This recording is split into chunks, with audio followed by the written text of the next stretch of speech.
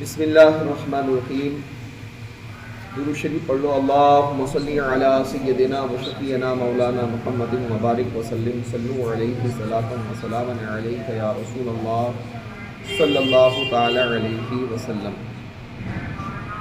یا ایھا الناس اعبدوا ربکم الذی خلقکم والذین من قبلکم لعلکم تتقون. الذي جعل لكم الأرض فراشا والسماء بناء وأنزل من السماء ماء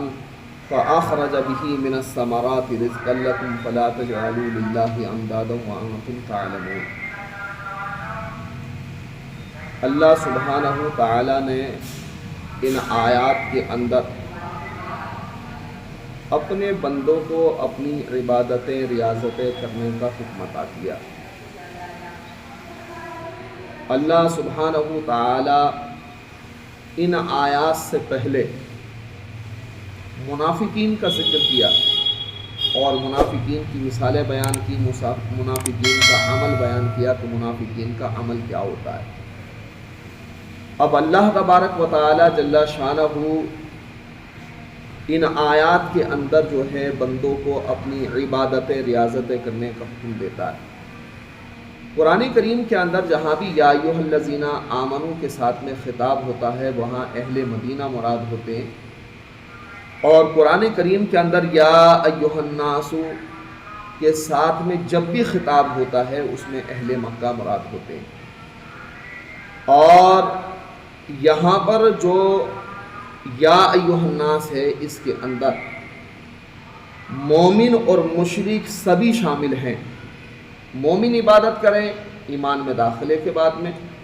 یعنی وہ ایمان کے اندر داخل ہو چکے ہیں تو اب اللہ کی عبادتیں کریں، اس کی ریاضتیں کریں. اور جب بندہ اللہ کی عبادتیں ریاضتیں کرتا ہے تو ان عبادتوں ریاضتوں کا فائدہ بندے ہی کو پہنچتا ہے، بندہ ہی اس سے استفادہ حاصل کرتا ہے. بندہ اگر اللہ کی عبادت کرتا ہے تو اسے اللہ کی قربیت میسر ہوتی ہے. اللہ تعالی اس کی دنیا کو بھی بہتری عطا فرماتا ہے اور اس کی آخرت کو بھی بہتری عطا فرماتا ہے. اور اگر کوئی بے دین ہے، اگر کوئی مشرک ہے تو پہلے اللہ کی وحدانیت کو مانے، نبی کی رسالت کو مانے، دین اسلام کی صداقت کو مانے، پھر اس کے بعد میں اللہ کی عبادت کرے.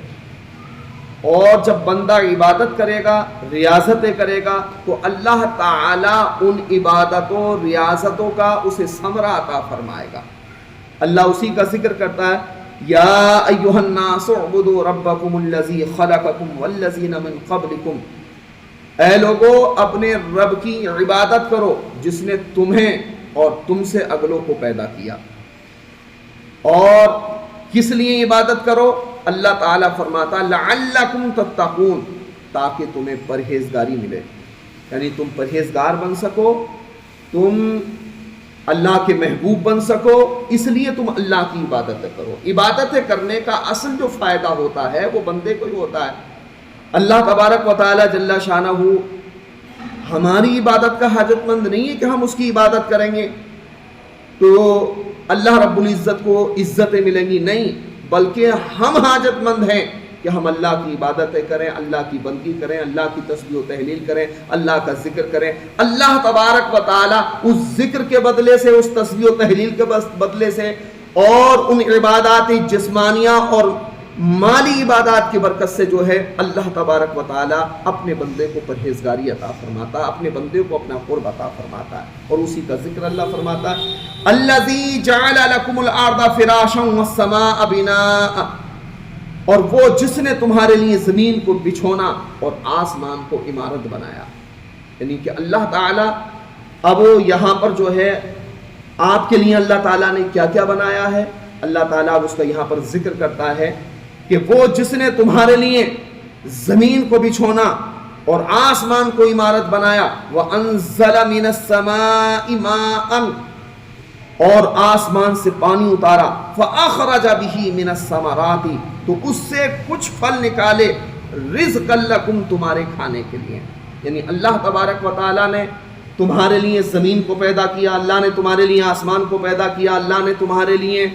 جو ہے آسمان سے پانی برسایا، اللہ نے تمہاری کھانے کے واسطے غذاؤں کا انتظام کیا. تو اللہ تبارک و تعالی جل شانہ نے ہر چیز تمہارے لیے پیدا فرمائی ہے، لیکن اللہ تعالیٰ نے تمہیں اپنی عبادت کے لیے پیدا فرمایا، اپنی بندگی کے لیے پیدا فرمایا۔ اگر تم اللہ کی بندگی کرتے ہو، اگر اللہ کی عبادتیں کرتے ہو، تو اللہ تمہیں پرہیزگاری عطا فرمائے گا۔ اور اللہ نے تمہیں زمین عطا کی، اور ایسی زمین عطا کی کہ جس پر تم آرام سے چل بھی سکتے ہو، جس کے اوپر آپ سو بھی سکتے ہو۔ زمین کو اتنا نرم نہیں کیا کہ اس میں آپ کے پیر دھس جائیں، زمین کو اتنا سخت نہیں کیا کہ آپ اس پہ رک نہیں پائیں۔ اللہ تبارک و تعالیٰ نے تمہاری ضرورت کے مطابق جو ہے زمین کو بنایا، اور اللہ نے آسمان کو جو ہے عمارت بنایا، سائبان بنایا تمہارے لیے کہ تم آسمان کے نیچے رہ سکو۔ اور اللہ تبارک و تعالیٰ نے تمہارے دن کی روشنی کے لیے سورج کو اس کے اندر اگایا، اور رات کے اندر روشنی کے لیے اللہ تعالیٰ نے ستاروں کو اور چاند کو اس میں اگایا۔ اور اللہ تبارک و تعالیٰ جل جلالہ نے جو ہے آسمان سے پانی برسانے کے بعد میں تمہارے کھانے کے لیے جو ہے تمہیں پھلوں کا رزق عطا فرمایا، زمین سے طرح طرح کی نعمتیں تمہارے واسطے اگائیں۔ مگر اللہ تعالیٰ نے یہ سب چیزیں تمہارے واسطے پیدا کی ہیں، لیکن تمہیں اللہ تعالیٰ نے اپنی عبادت اور ریاضت کے واسطے پیدا فرمایا۔ اور اللہ تعالیٰ اسی کا ذکر فرماتا ہے فَلَا تَجْعَلُوا لِلَّهِ أَنْدَادًا وَأَنْتُمْ تَعْلَمُونَ، اور اللہ کے لیے جان بوجھ کر برابر والے نہ ٹھہراؤ، یعنی اللہ کے ساتھ میں شرک نہ کرو۔ یہ نہیں ہے کہ تم اللہ کی نعمتیں کھا رہے ہو، دیوی دیوتاؤں کی پوجائیں کر رہے ہو، تم اللہ کی نعمتیں کھا رہے ہو، چاند و سورج کی عبادتیں کر رہے ہو، تم اللہ کی نعمتیں کھا رہے ہو، اور بتوں کی عبادت کر رہے ہو، تم اللہ کی نعمتیں کھا رہے ہو، اور اللہ کو چھوڑنے کے بعد میں جو ہے غیر اللہ کی عبادت کر رہے ہو۔ ہرگز ایسا مت کرنا، بلکہ اللہ وہ ہے جس نے تمہیں زندگی عطا کی ہے، اللہ وہ ہے جس نے تمہیں زندگی گزارنے کے لیے جو ہے اسباب و علل عطا فرمائے ہیں، اللہ وہ ہے جو اس زندگی کو ایک دن موت کے اندر تبدیل فرما دے گا، اللہ وہ ہے جو اللہ تبارک و تعالی تمہاری قبروں سے تمہیں زندہ فرمائے گا اور حساب و کتاب فرمائے گا، جو اللہ تعالی یوم جزا کا مالک ہے، پوری کائنات کا مالک ہے، قیامت کے دن کا مالک ہے۔ صرف اور صرف جو ہے اسی کی عبادت کرنی چاہیے، اس کے سوا کسی اور کی عبادت نہیں کرنی چاہیے۔ اللہ تعالیٰ اپنی عبادات کا ذکر فرماتا ہے، ہم اللہ کی عبادتیں کریں، ہم اللہ کا ذکر کریں، ہم اللہ کی تسبیح و تحلیل کریں، اللہ کے ساتھ میں کوئی شرک کرنے کی کوشش نہ کریں، اللہ کے ساتھ میں کوئی ایسی نادانی کرنے کی کوشش نہ کریں کہ جس کی بنیاد پر جو ہے ہمارا عقائد باطل ہوتے ہوں اور ہمارا کرا دھرا بیکار ہوتا ہو۔ اس لیے میرے عزیزوں، بتانے کا مقصد یہ ہے کہ اللہ کی عبادت کرو، اس کی بندگی کرو، اور اس کے سوا کوئی بھی لائق کی عبادت نہیں ہے۔ وہی رب ہے جس نے پوری کائنات کو پیدا کیا ہے، اور صرف اور صرف عبادت کے لائق اگر کوئی ذات ہے تو اسی کی ذات گرامی ہے۔ اور اللہ تبارک و تعالیٰ آگے ارشاد فرماتا ہے، ان لوگوں کا یہاں پر ذکر کرتا ہے کہ جب آقا علی نبی کی علیہ الصلوۃ والسلام اہل مکہ کو مذہبی اسلام کی دعوت دیا کرتے، تو اہل مکہ اللہ کے رسول صلی اللہ تعالی علیہ وسلم کے پاس میں آتے اور نبی کریم صلی اللہ علیہ وسلم سے اللہ کا کلام سنتے، تو بعض بدترین دشمن وہ تھے اللہ کے رسول صلی اللہ علیہ وسلم کے کہ جو آقا علیہ السلام کی شان میں بول بکتے، آقا علیہ السلام کو دیوانہ کہتے، آقا علیہ السلام کو پاگل کہتے، آقا علیہ السلام پر طرح طرح کے الزامات عائد کرتے۔ کوئی کہتا کہ یہ محمد صلی اللہ علیہ وسلم رات کو کلام بنا لیتے ہیں اور صبح کو کہہ دیتے ہیں یہ اللہ کا کلام ہے۔ اللہ تبارک و تعالیٰ نے ان لوگوں کی تردید فرمائی اور فرمایا کہ لوگوں، جو محمد صلی اللہ علیہ وسلم تمہیں کلام پیش کر رہے ہیں وہ بندے کا کلام نہیں ہے، وہ اللہ ہی کا کلام ہے۔ اس لیے اگر بندے کا کلام ہے آپ کے عقیدے کے مطابق تو تم تو بڑے بڑے فصحائے عرب ہو، تم تو بڑے بڑے بلیغ واعظ کیا کرتے ہو، تم تو بڑی بڑی شاعریاں کیا کرتے ہو۔ اگر یہ کلام اللہ کا نہیں ہے تو تم سارے کے سارے ملنے کے بعد میں جو ہے اس جیسا جو ہے کلام بنا کر کے دکھا دو۔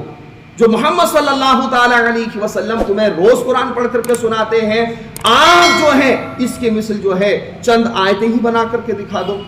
اس لیے کہ جو بندے کی بنائی ہوئی چیز ہوتی ہے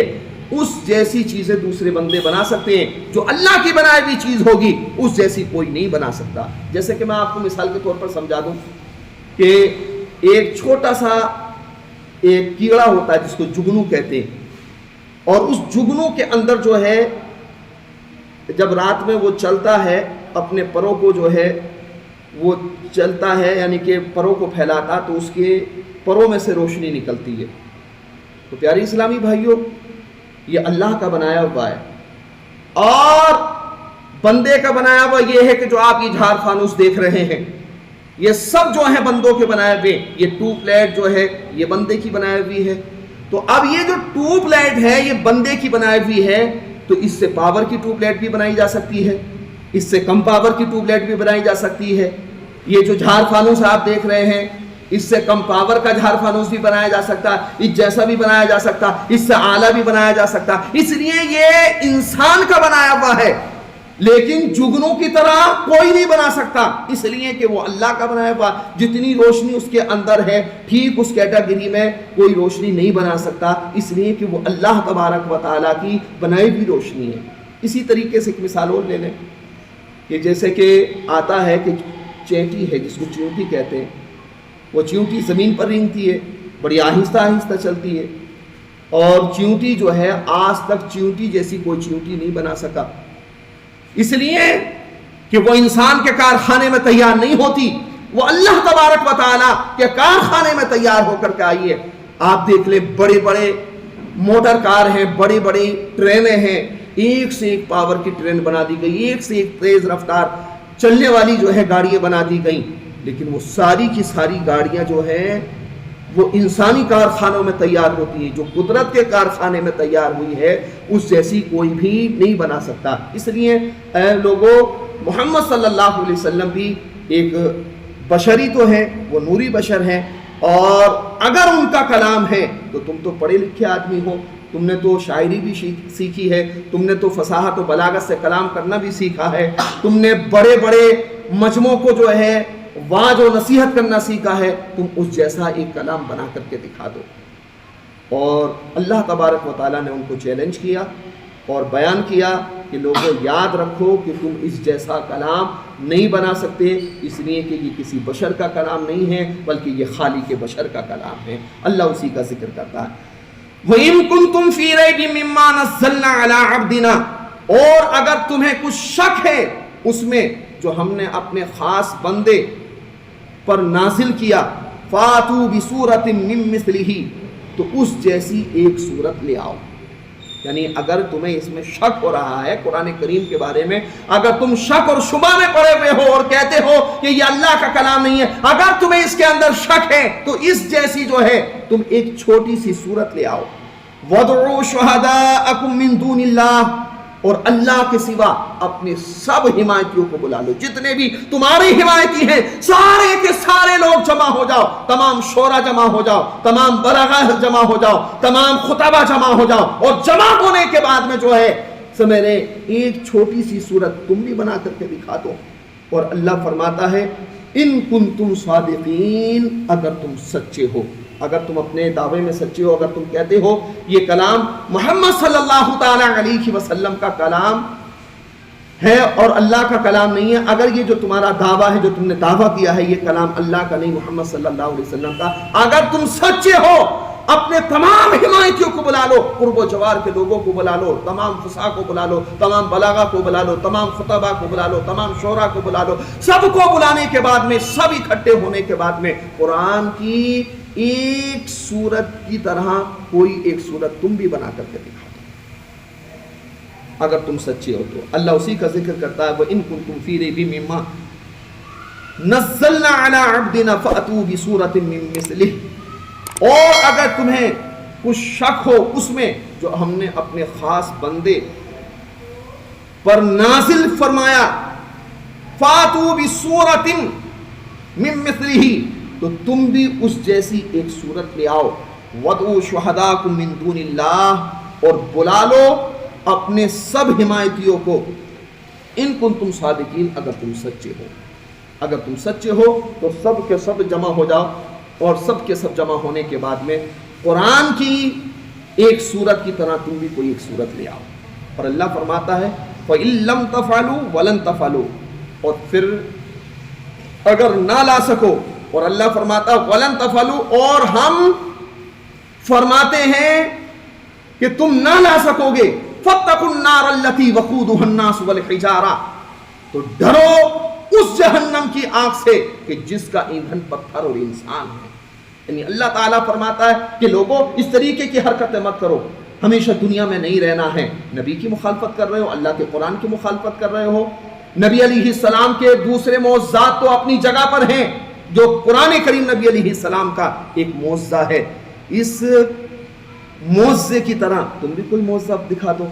تم بھی کوئی صورت لا کر کے دکھا دو۔ اور اللہ نے فرمایا، یعنی اللہ تعالیٰ فرماتا ہے کہ تم ایسا نہ کر سکو گے، اور اللہ فرماتا ہم فرما دیتے ہیں اور تم ہرگز ایسا نہ کر سکو گے۔ فاتقوا النار التي وقودها الناس والحجارہ، تو ڈرو اس جہنم کی آگ سے جس کا ایندھن پتھر اور انسان ہے، اعدت للکافرین، جو تیار رکھی ہے کافروں کے لیے۔ برادران اسلام، بتانے کا مقصد یہ ہے کہ نبی کی مخالفت جو ہے وہ جہنم میں لے کر کے جائے گی، قرآن کریم کی مخالفت جو ہے وہ جہنم میں لے جائے گی، اللہ کی توحید کا نہ ماننا جو ہے یہ جہنم میں جانے کا سبب ہے۔ اس لیے اللہ تبارک و تعالیٰ نے اہل مکہ سے خطاب کرتے ہوئے ارشاد فرمایا کہ لوگوں، یہ جو کلام ہے وہ اللہ کا کلام ہے، محمد صلی اللہ علیہ وسلم کا کلام نہیں ہے۔ اس لیے اگر محمد صلی اللہ علیہ وسلم کا کلام ہوتا تو اس جیسا تم کلام بنا سکتے تھے، اور یہ اللہ کا کلام ہے، اس لیے تم ہرگز جو ہے اس جیسا کلام نہیں بنا سکتے ہو۔ اللہ تعالیٰ سے دعا ہے کہ پروردگار ہمیں قرآن کی حقانیت، دین اسلام کی حقانیت اور صداقت کے ساتھ میں زندگی گزارنے کی توفیق عطا فرمائے، آمین۔ استغفر اللہ ربی من کل ذنب واتوب الیہ، لا الہ الا اللہ محمد رسول اللہ صلی اللہ تعالی علیہ وسلم۔